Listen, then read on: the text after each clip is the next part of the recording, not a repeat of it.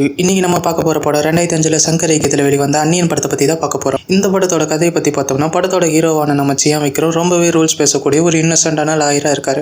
அப்போ இவருக்கு ஒரு லெட்டர் வருது. அந்த லெட்டரில் பார்த்தீங்கன்னா யாரால தப்பு பண்ணுறாங்களோ அவங்களோட டீட்டெயில்ஸை அப்லோடு பண்ண சொல்கிறாங்க. இவரும் ஓகேன்னு சொல்லிட்டு இவருக்கு தப்புன்னு படுற விஷயங்களெல்லாம் அதில் அப்லோடு அப்படி அப்லோடு பண்ணப்பட்டவங்களும் ரொம்ப கொடூரமான முறையில் கொலை செய்யப்படுறாங்க. அதுக்கப்புறம் அவருக்கு இவருக்கு என்ன சம்மந்தம் அப்படிங்கிறத பற்றி பார்க்க போகிற படம் தான் இந்த படம். சங்கரோட பாய்ஸ் மூவிக்கு அப்புறம் 2005 ரிலீஸ் ஆச்சு. விக்ரமோட அசாத்தியமான நடிப்பாலையும் சங்கரின் பிரம்மாண்டமான இயக்கத்தாலும் ரிலீஸ் ஆன அப்போவே மிகப்பெரிய வரவேற்பு பெற்றுச்சு இந்த படம். இந்த படத்தில் பார்த்தீங்கன்னா ஹாரிஸ் ஜெயராஜோட பாட்டெல்லாம் பட்டி தொட்டியெல்லாம் பட்டையை கலப்புச்சுன்னு தான் சொல்லணும். பின்னணி இசையும் ரொம்பவே சூப்பராக போட்டிருப்பாரு.